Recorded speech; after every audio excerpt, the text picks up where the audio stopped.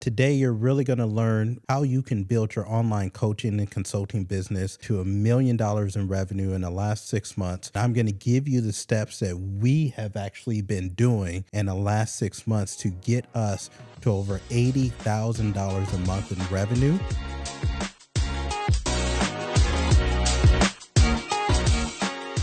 So Tony, man, we are back in the house. How do we get to $1 million in the last 6 months, man? That's what we're jumping in today. What do you feel about that topic? I think if you would have asked me 6 months ago, I would be like, that's insane. That's insane. Yeah. Heck Yeah. yeah.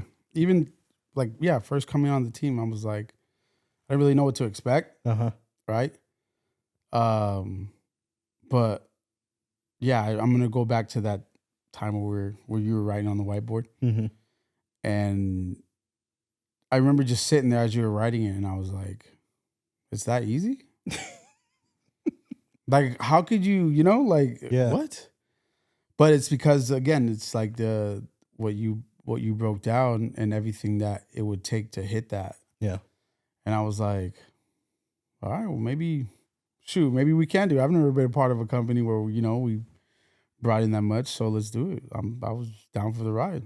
So I think we were in my bedroom, Mm-hmm. and I had my big whiteboard there, and I was just talking about like what the goals were going to be, and I think at one point in time, I'm sure I had probably $83,333 a month in revenue. Yeah. And that obviously, if that's multiplied by 12 months, then it means you have $1 million company in revenue. Mm-hmm. Right. And I keep saying in revenue because actually Tony and I were talking about that. I think one thing that when I'm on, social media and I hear people talking about, how much they've made and stuff like that, a lot of times what we don't know is they are just talking about revenue. They're not talking about income. So there's a huge difference between revenue and income. And what I mean by that is, the company and the organization that I scaled before really turning my attention and Think Life is Different is I built that to doing about $30 to $40 million of revenue a year. But I only made, a couple $1 million of income a year. So if I came to you and I was like, yeah, we made $40 million, it's true, but it's a little bit disingenuous because that ain't money that like I'm putting into my pocket. That's money that's revenue, that's sales that we're bringing to the company, but that's not necessarily what Jamil is making, right? So like, I think it's just for the listener, for the viewer, when you hear these people or when you hear people say stuff like, yeah, we made $1 million last month, $1 million of what? $1 million of revenue, $1 million of sales, or is that like what you put into your pocket? Because you could make $1 million with a company, but not even pay yourself. So here's the tagline, chat. What's the difference? What's the difference? Okay, big difference, man. So let's just say you made $1 million with your company. Mm-hmm. So what that means is you sold $1 million worth of something, right? So either a product or a service. Yeah. In our case, our offer, the way that we serve people is in different ways. Some of it's through a service to where we give coaching, we give consulting, but some of it's through products as well, right? So we have books, we have we have merchandise, we have books, we have digital products. So we're a little bit of a hybrid, but the main, I would say, revenue that comes into the company is through coaching and consulting services at this time. So those are just sales. Now, what am I going to put into my pockets as income is so much different because I could have $1 million of sales, which means I'm making about $83,000 a month, but I might have a tremendous amount of overhead, meaning expenses. So what expenses do I have? Well, I might be staffing a team of 4, 5, 6, 7 people. That in itself might run the company $10,000 to $20,000 a month just in payroll. And then I have to pay taxes on top of that. So that might run you another $5,000 to $10,000 a month. And then we have marketing. That might run another $5,000 to $10,000 a month. Then we have travel. Then we have all of these little things. Then we have subscriptions. We have and then. So the company might make $83,000 a month, but less expenses after expenses, there might only be $20,000 left over in profit. And maybe that's what I actually put into my pocket. Does that make sense? Yeah. So you might have $1 million company, but income wise, you might only make $200,000 a year. Yeah.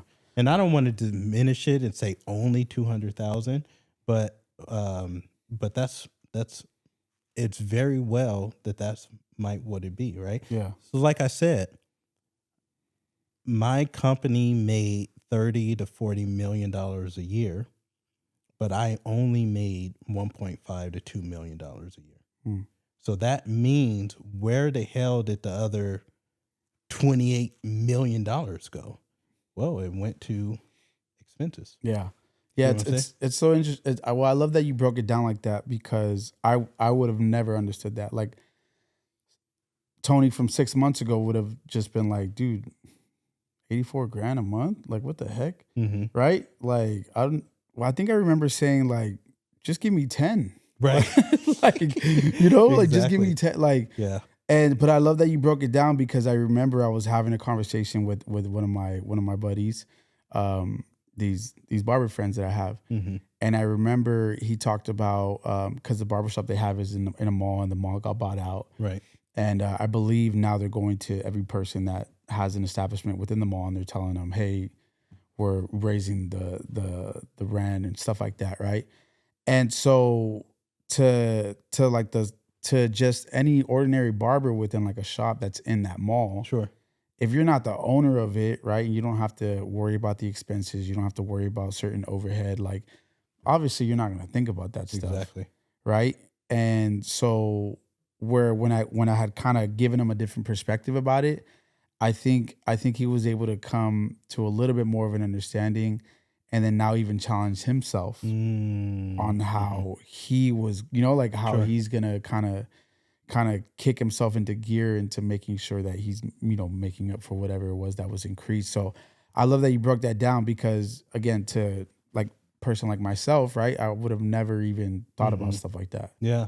I think it's important, man. I hear guys online all the time saying stuff like that. Like, oh, I made, $80,000 last month. And I think it's really easy to get confused. Like, is that $80,000 of revenue or is that $80,000 of income?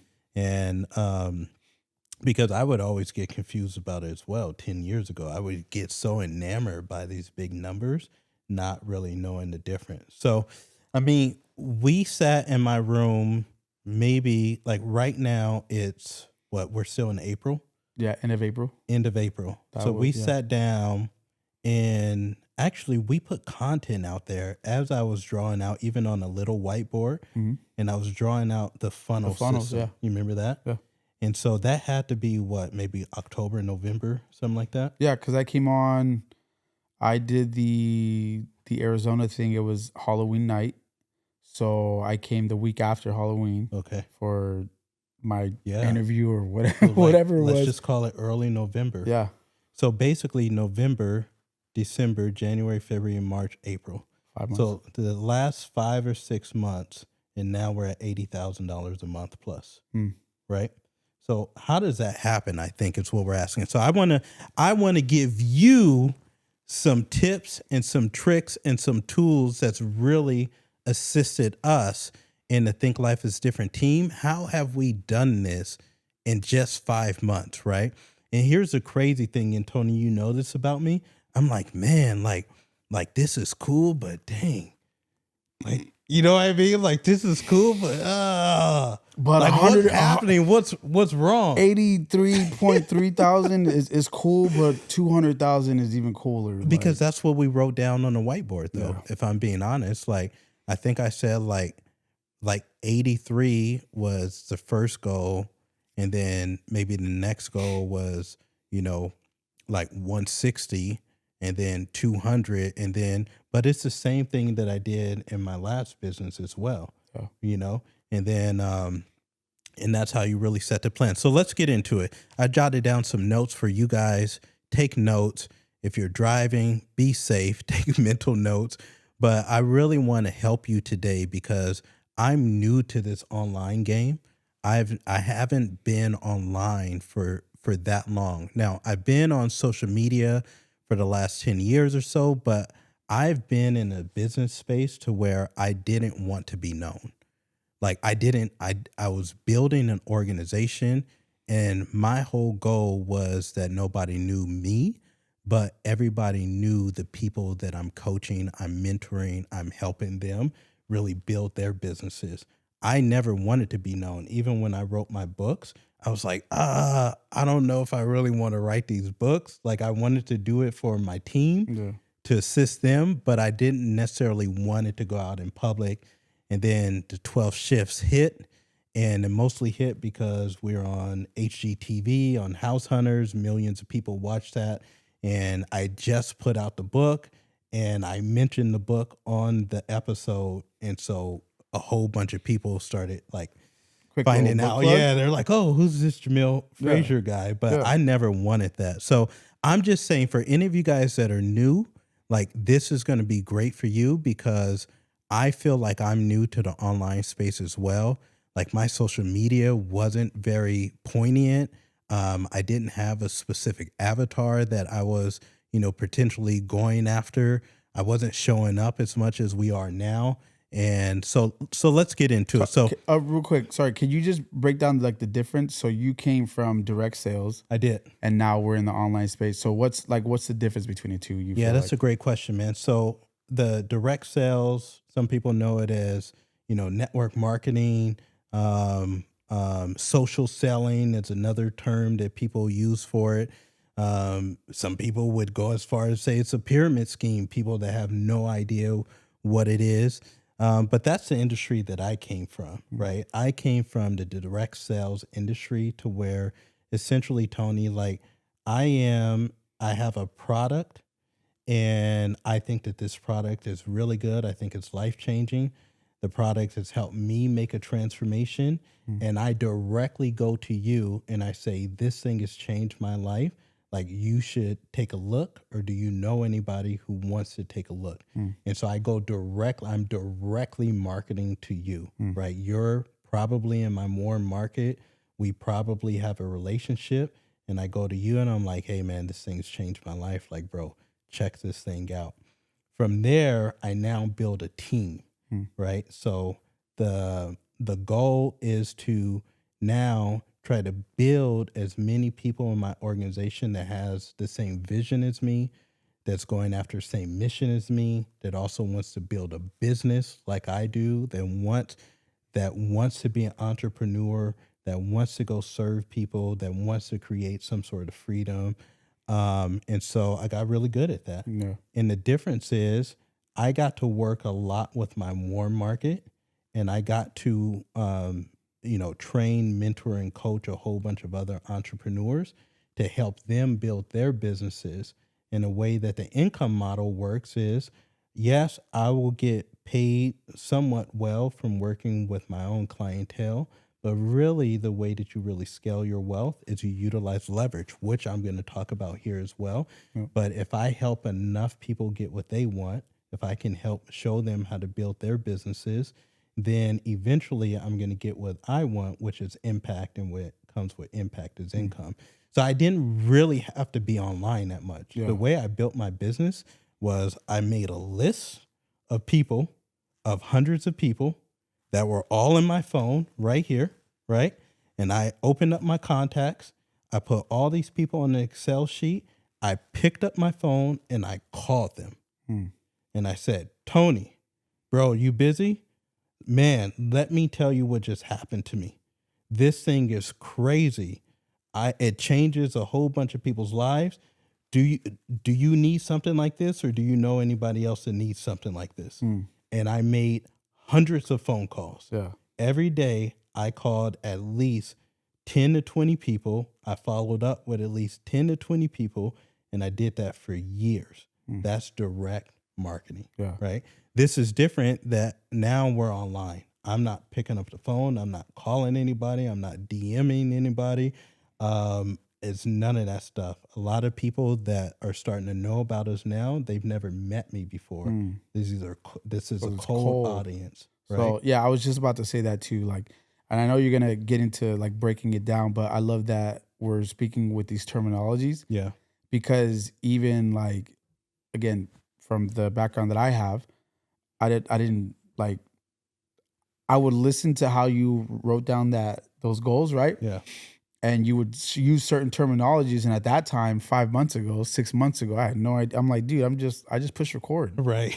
But now, I guess we should let everybody. So if you've tuned in and really rocked with the podcast before, then you know Tony takes care of all the stuff that you guys see, on social media. You see what the podcast. This is Tony's department. Tony handles all that stuff. So he's the man. So some of you guys are listening. You're like, who the hell's Tony? That's Tony, right? And so, yeah, I think so. You were saying, yeah, no, I love that you're using these terminologies because I think for those that are taking notes and that we're gonna really tap into, you look at these keywords and like for me now, I go back to when you were writing on the board and there's certain keywords where I was like, what the hell is he even talking about? Sure.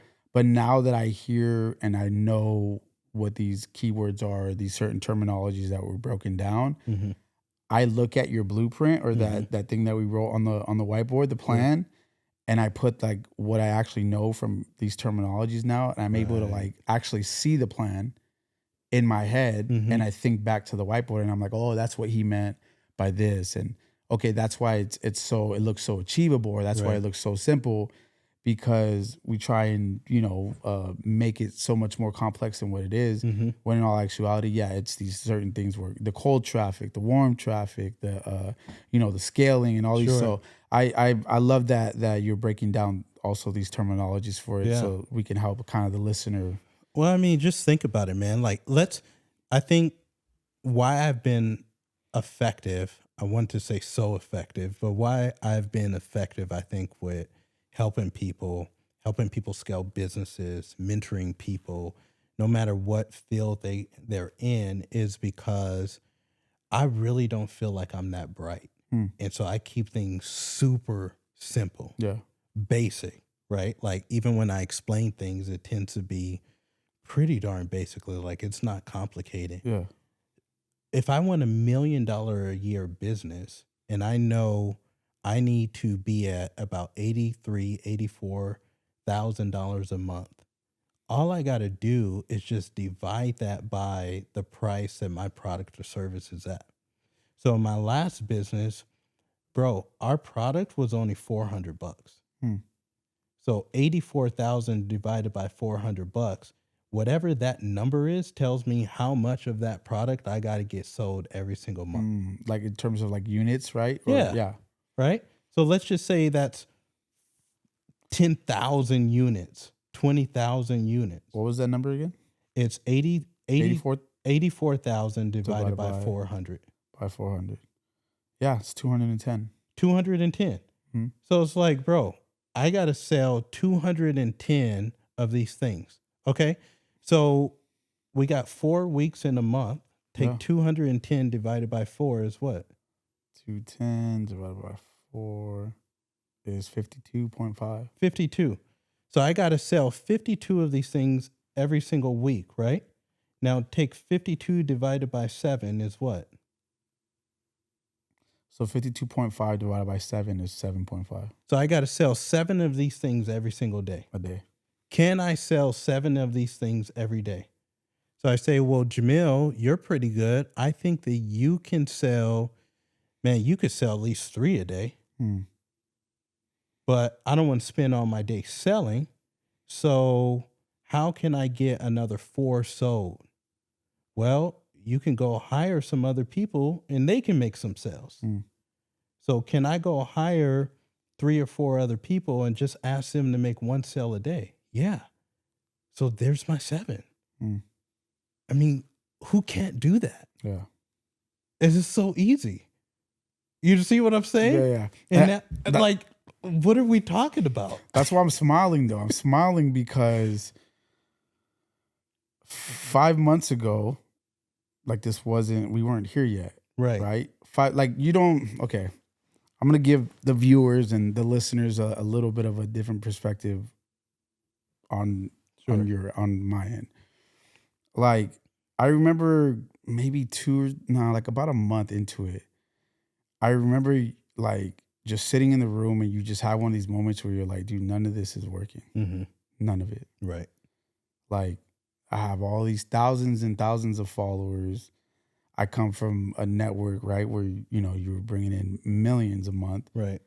and we're having a challenging time just to even clear, five grand, 10 grand a It's month. true. You know what I'm saying? Yeah. And so, but I say that because, yeah, like I was smiling because I'm like, at that time it seemed like, bro, this is insane. Sure.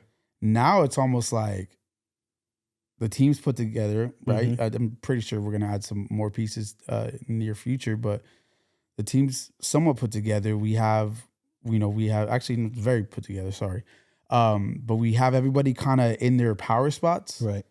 to where, yeah, it's literally it's that simple, Sure. right? That's why I'm smiling, because there's really like what, 4 of us, 5 of us, Yeah. and we're already doing it. Yes. So Yeah. yeah, So, I mean, for us, let's just say that our average ticket, our average sale, our average product is, you know, instead of $400 like it was in my previous business, now let's just say it's $5,000, Mhm. whatever, right? So if I take 84,000 divided by 5, then it gives me a number, yeah, right? For that I need to meet for that month. And what is that number, by the way? 84,000 divided by 5 is 16,800. 16,000, right? So it's like, okay, I need to I need to meet this number. So the question is, why I keep doing this? Your question is how? How can I do this? Like, we got to keep asking ourselves that over and over and over again. How? Mm. Because never again do I want you to feel like a number is too big. Like, we have to here's the thing. You say it's not I can't afford it or I can't do it. It's how can I afford this and how can I do it? Like, never let the number be too big for you. That's the one thing that I have to tell you over and over and over again. Mm. Never let the number be too big for you, because there's what makes business hard is there's a lot of stuff you don't know how to do, but it doesn't mean it can't be done. Mm. It just means you have to figure out how. Yeah. So even a couple months ago when we couldn't figure it out, I was like, bro, what the hell is happening here? Yeah. And we had to go back and we had to test and we had to test and I had to make some investments, some crazy investments. And I had to figure it out. And every day we kept coming back to the drawing board saying how something is broken, what is going on. And then it's like, oh my gosh, like, okay, I just made this adjustment and wow, this works, but Yeah. this other part is broken. How do we fix that? So I'll get into it real fast. So for all of you guys, how are you going to do this? We just been giving you a whole bunch of nuggets, by the way. So if you're like, Jamil, when are you going to get into this thing? You haven't been listening, because we've been telling you. Like, that's one thing my mentor always says: success leaves clues. And we've been dropping a lot of clues right now. One of the clues is all this stuff ain't going to work right away. Like, you're going to have to figure it out as well. But I'm going to tell you what's really worked for us. So number one, first thing that I want you to consider is, who are you selling to? So who's your customer? And what I learned in this short journey of ours is sometimes that's really hard to figure out. Like, who do we want to, who are we trying to serve? Mm-hmm. And a big challenge for me is I've been trained in so many different disciplines and I can help so many different people with so many different problems. It was really hard to hone in on who our avatar was. Mm. Who are we looking to serve? What are we looking to help them with? And I think that was a bottleneck for us as well, was just trying to figure out what is my ideal client. And before, I think even our price point was off because I couldn't figure out who the ideal client was. Mm. And then once I figured out who the ideal client was, immediately what I did was raise the price. Yeah. Why? Because my ideal client can afford that price. Yeah. Like when you find the ideal client, please listen to my heart right now. When you find the ideal client, price is not going to be an issue. Price is going to be an issue when you are not zoned in on who you wish to serve. Mm. Then you're going to keep running into people that are not looking for what you have to offer. Yeah. And what you have to offer isn't going to be a match for what they're looking for. You guys are on different wavelengths. You ever hear someone say like like like you make a phone call to somebody and it's just really staticky, right? Because you're on different wavelengths. Yeah. You're probably using the iPhone, they're using the Android or something. Like it's just Yeah. not a match. Mm. And sometimes it's not a match because you don't know who you're looking for. So I think honing in, zeroing in on who your ideal client is one of the biggest things that we've had to get really good with. I think life is different. So you might be asking, like, well, who do I know? Or like, how do I know who my ideal client is? Yeah. Yeah. Even that, like even sitting here and listening to you say that, that took time. For sure. Like that definitely took time. Yeah. Like from the moment that, I was brought onto the team, because I even had also like that same question. I'm like the first week, that I had with you at the house, and I was like, all right, in my mind, I was like, well, who's like the ideal, right? Like Yeah. targeted audience? Because Right. you had already broken down the company or the health and wellness organization you came from. Right. Obviously, it was clear what type of audience that was. Sure. So then coming into this, I was like, well, shoot, like who are we who hitting we gonna now? And serve? so I remember, I want to say it was around December or January. No, maybe January. For sure, it was before you moved. Right. And I remember, I don't know if it was you getting off a call or we were on like a team call or something, but you're like, this right here, this is my ideal. This is my my ideal avatar. client. So here's what really helped me and hopefully will help you too. We started working with a client, and what I started realizing was every interaction I had with him, I absolutely loved. Hmm. I mean, everything that I'm really good at in a way that I wish to serve the world, he needed in that moment. Mm. And what I realized is he was a higher level client than the clients that I was attracting to us. Right? He made a certain amount of income. He ran different businesses. He lived that entrepreneurial life. He made really good money, but wasn't exactly sure on how to make that money work for him. Mm. Right? Like, and every time I had a chance to interact with him, I fell in love. And it dawned on me, that's who I'm looking for. That exact profile is who I am looking for. His problems are the problems I'm looking to solve. Mm. His income is the demographics that I want to attract to our company. Yeah. His entrepreneurial spirit is somebody who I want to, like, that's the same demographics that I want to bring. Yeah. And I bet you if I found more people that are like him, then not only would they be a blessing to us, but we could be a blessing to them. Yeah. Right. And so it's like getting very clear down to what does this person look like? What problems do they have? How much money do they make? Where do they live? Mm. Is it a guy? Is it a woman? Is it both?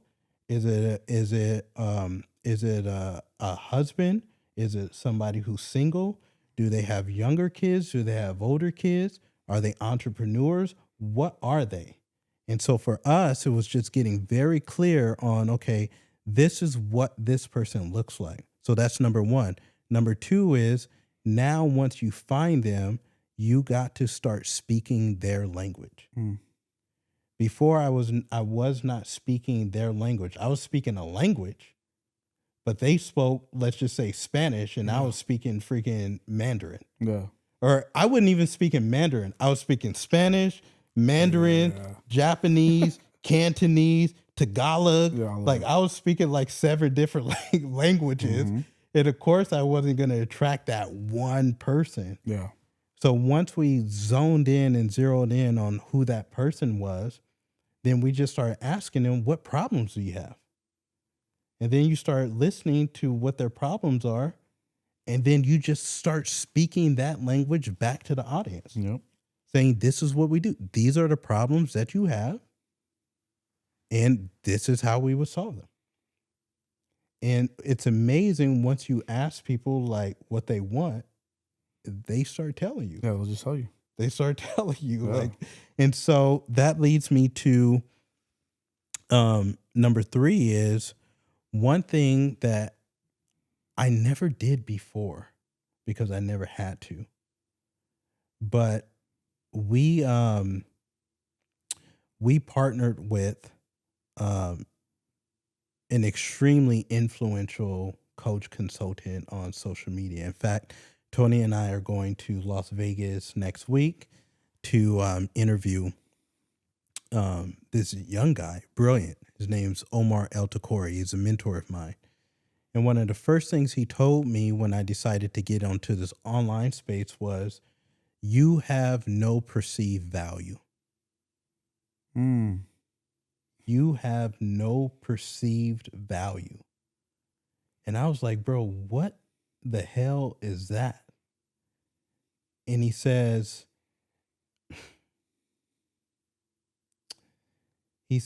what did he say? He says, I say it all the time. It's escaping me.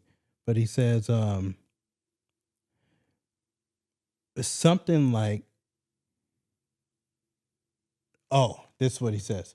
Perception is reality. Mm. And he says, you don't have any perceived value. Before, Tony, I never needed to have perceived value because I wasn't trying to influence people that were outside of my network. Mm. Right? Yeah, you didn't really have to. No, because they already know me. Yeah. Like if you're my guy, we go back 10, 15 years. Mm-hmm. What perceived value do I need from you? I call you up. I say, this thing's amazing. You should get involved. But now, perception's reality. So one of the first things that I did was look for Tony. How can I find somebody who can follow me around with the camera and make our stuff look dope as hell? Why? Because it gives what? Perceived value. Perception is reality. Even now, one of the first things I did, Tony, I had no idea what an FX30 camera was. When you came, I was like, bro, how do we get these cameras to work? Yeah. Like, how do we, setting up studios and stuff? Why? How can you drive more perceived value? So one of the best things that I did was get a Tony. Like, can you get someone to just follow you around with a camera? It doesn't even have to be a fancy camera. It could be a really good iPhone. Yeah. And to cut that mug up and to make it look dope. Why? Because perception is reality. You can't imagine how much business you'll get just by having somebody follow you around with a camera. And you may not even be all of that valuable at all. Yeah. But it gives perceived value. Yeah. Right? Which is super important. So we have perceived value. I would say the other thing with perception's reality too is one of the first things we did was we started getting into rooms that had other people that had perceived value. Mm.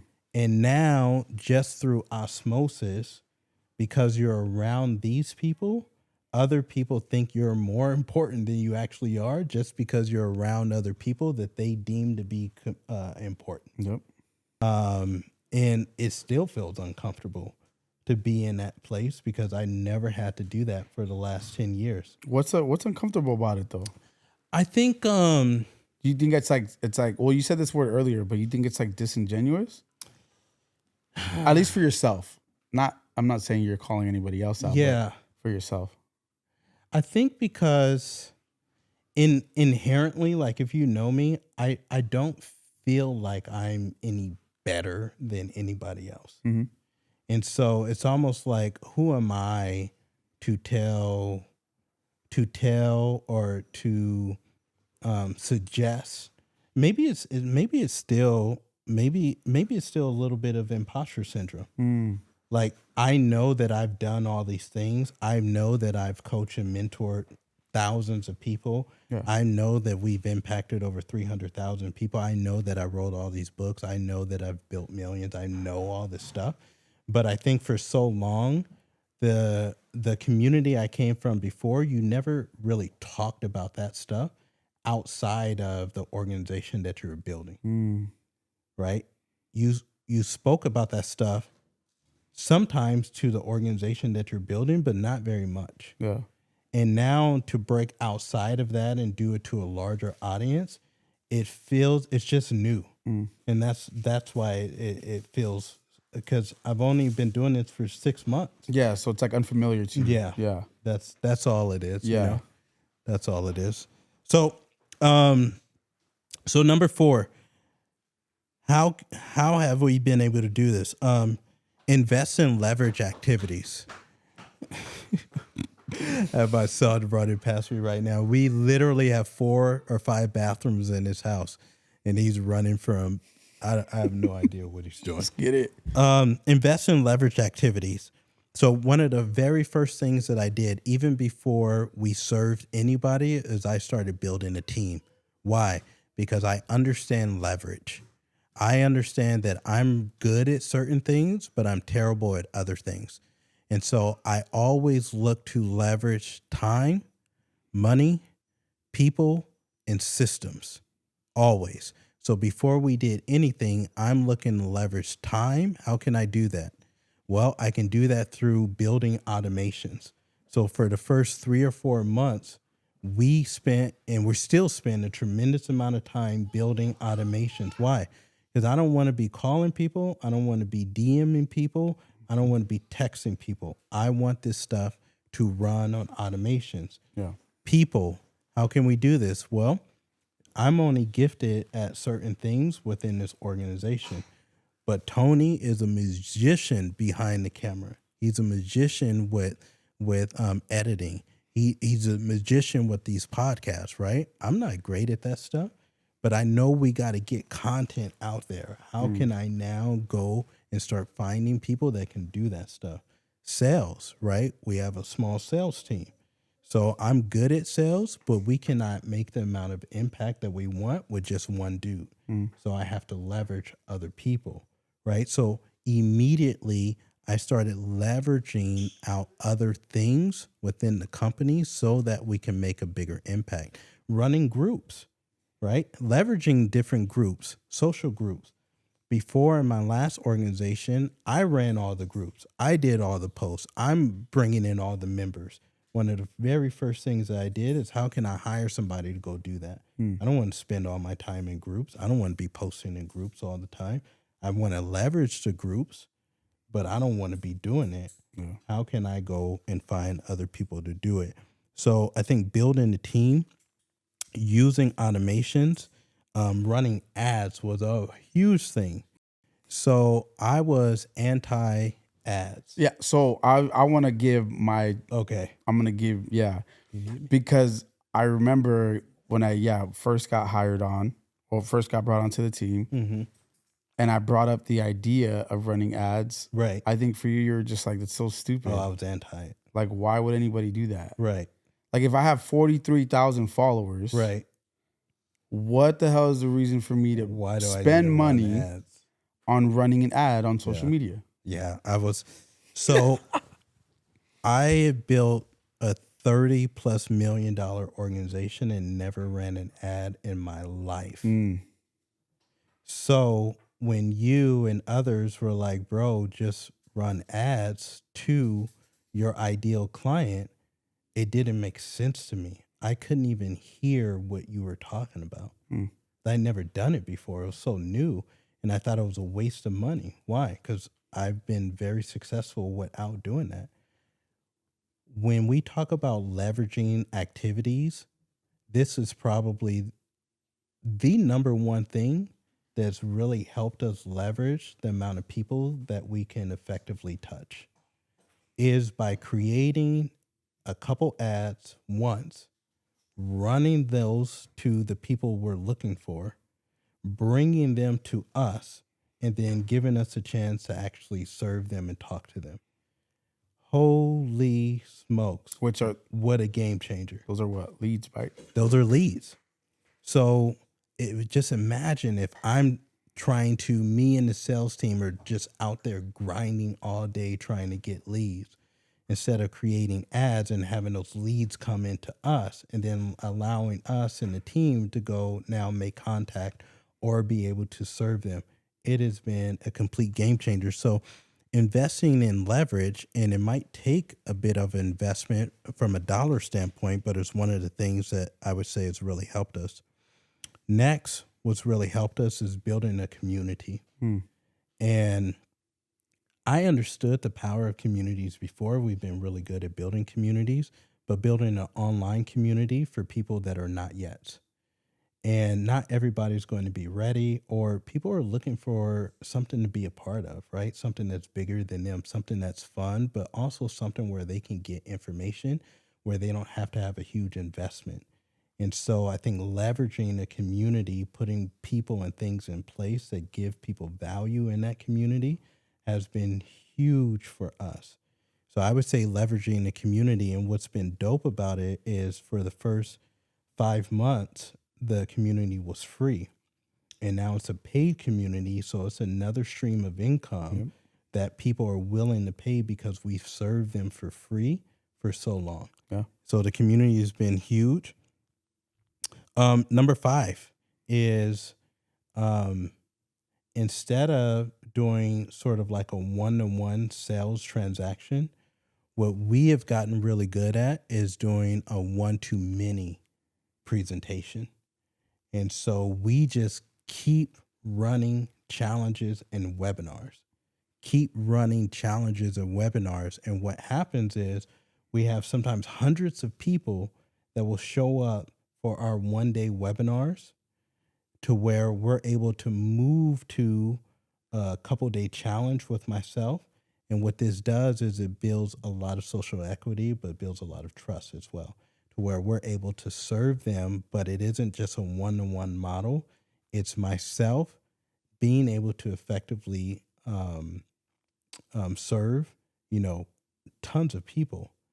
And so again, it frees up a lot of time. It gives people a tremendous amount of value, but it allows you to do it to where you're leveraging time again. Yeah. Right. And I think people, they feel like they know you. And we know that people will do business with people that they know, like, and trust. Yeah. And so by the time you just serving, and then you say, these are the ways that we can help you if you don't want to do it on your own, then it's been an easier conversion. Which is wild. And I just wanted to kind of throw this in there just really quick. That one day is free. It's super free. Super free. So we spend all the money up front to run the ads to bring people to the one-day event, right? And it's free for them. Yeah. And I spend an hour giving game, right? Just like pouring in. And just think about that, man. Like when you have a problem and somebody is helping you for free, it's like, man, especially if you get good at it, then they're like, man, I kind of like what's going on. Yeah.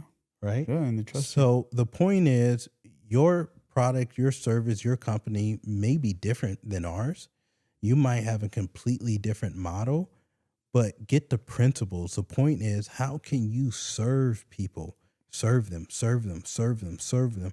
So when you do ask for something, they're more willing to give it because of law of reciprocity, because you've given so much. Now they're like, okay, I'm okay with giving so much. So that's why that model has really worked for us. And all we've been doing is every month, we're like, we're going to keep doing this so that we can perfect it, get really good at it, and become experts in it. Yeah. And a couple months ago, I was terrible at it. I'm still nowhere close to being where I want to be, right? Our automations, all the stuff. But the more you do it, the more you mess up, the more it gives you a chance to get better. Yeah. Right. And I love that we're breaking this down to, again, another reason why I love it is because we've tried the organic way, Mm-hmm. and then now we've tried what we're Right. experiencing right now. Yep. So I love it because, again, it's another one of those things where we went to the drawing board and we're like, why isn't this working? Yeah, something's broken. Like, what the heck is going on, right? And so like I love that we're also breaking these down too, because and we talk about it a lot just amongst me and you, just kind of, here coming up with ideas and stuff. But you talk about how, like, these are just like little kinks that we're working out. Yeah. So that way, when our ideal client, our ideal avatar, right, whether they come from a warm lead Mm-hmm. or a cold lead, Sure. right, we have this entire system that we know Mm-hmm. works. Why? Because we've removed everything that hasn't been working for the Exactly. last 5 months. Yeah, testing so much. Yeah. And that's what I would say too. It's like, don't be afraid to fail. Man, every single day, we're failures. Like, we find failures. Even with, we were just texting the other night. And I think the last, like, podcast we put out, like, we're like, oh, crap. We didn't see that. Okay, that's good though, Mm-hmm. because now we know where to go back to the drawing board and Yeah. like get better with that. Yep. All right. So you guys, as we finish up here, I would say number 6 is have a very clear workflow. And what I mean by that is your calendar's got to be boss. And the workflow is like, if you look at my calendar right now, we know exactly what it is that we're going to be doing on Monday, Tuesday, Wednesday, Thursday, Friday. Mm-hmm. Like, I could go 2 weeks out from now and I would know what Monday, Tuesday, Wednesday, Thursday, Friday is going to look like. And it took a little bit of time to get this workflow down. But now that it's down, it just moves on autopilot. And what I mean by that, for me, the workflow is Monday, I'm spending some time. Like, Monday is just get all of my thoughts down on paper, right? So we got this podcast. Okay, get prepared for it. How do I want to serve the audience this week? We have the Life of the Frazier podcast with me and my wife. Okay, Yep. So what are we thinking about then? We have our team meeting on Mondays. Okay, how do we get ready for that? So that really is like an intellectual day with just planning. Tuesday is execution. Mm-hmm. Tuesday, what are we doing on Tuesdays? Yeah, I'm here by 9:30. Right away, we're kind of just debriefing, whether it be about the weekend or like today. Today we came in. I hadn't seen you a couple weeks actually. Mhm. So and then just running down I think it's important to have, me personally, Mhm. a workflow for production and Right. for what we post content, right? Mhm. So yeah, like Tuesdays and Wednesdays is more just a full on production day, whether it be to knock out new and fresh ideas, like with the reaction videos, Sure. or to knock out, the podcast that we have booked. So Right. yeah, Tuesdays, that's Yeah, Tuesdays. so and like Wednesdays. every half an hour or an hour, we're doing some sort of productions on Mhm. Tuesdays. Wednesdays, we're out there doing the Difference podcast. We're making sure to get in front of all of these 7, 8, 9-figure entrepreneurs and investors, right?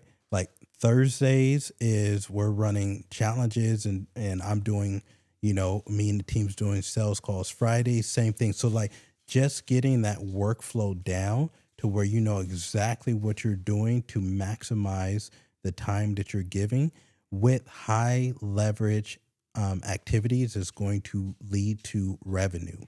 And what I found is a lot of times, like, we're wasting time. Mm. We're doing a whole bunch of stuff that doesn't eventually get back to bringing dollars into the company. Mm. And whether that is just like having too many meetings or not living off of a calendar, being too loosey goosey, or like not having a freaking plan. Yeah. And I think what we look at is like, okay, here's the number. How do we work backwards from that? What activities are going to get us to that number? Okay, great. Then those are the activities that must be in the calendar, and we got to knock them out. Yeah. And so that workflow is crazy. In fact, if you guys tell us in the comments, like, let me know if you're interested in getting a workflow. And what I'll do is I'll just put that on the PDF and let you see exactly how every hour is broken down, even when it comes to family time. Mondays, we have family times. Wednesdays, we have family time. Friday, we have date night. You'll see all of that on my calendar. So every single hour is spoken for because the calendar is boss. So I think with implementing really those big six, like those are things that have really helped us get to where we're at in only 6 months. Yeah. I love just to kind of get closer to like wrapping it up, but I love that whole workflow idea because then it brings everybody else in like on maybe not the similar workflow that you've set for yourself, Right. but because you're at the head of it, right? You're at the helm. Like if your structure, your workflow is like on point, Sure. it just trickles down to everybody in the team. Right. Like it makes me obviously want to do better and step it up and find a better workflow for myself because I know that if yours is on point and then mine's on point and then Sabrina's and Lou's and like bringing all of ours together, it just flows so much more smoothly. Yeah. And then we're able to we're able to maximize on the efficiency of our time and our workflow to bring in the dollars. Yeah. So it has been, certainly it's been a journey over the last 6 months. Like I've learned a lot. I think I everybody haven't even on the hit 6 team- months. That's crazy. Yeah, it's wild. And so I think for all of you guys that are watching in or listening in, you know, hopefully these sort of steps that's really helped us get to where we're at. I'm sure over the next 6 months, like there's going to be a lot of iteration and things are going to change and we'll have to correct. But these 6 have really helped us get to $80,000 months in, you know, basically 6 months. And I really hope that they serve you and can help you as well. So, Tony, man, Yes, sir. I think we're out. Yeah, that's a wrap. All right. We'll see you guys. Let us know in the comments what you got out of this episode, and we will see you on the next Difference Live. We out. Yes, sir.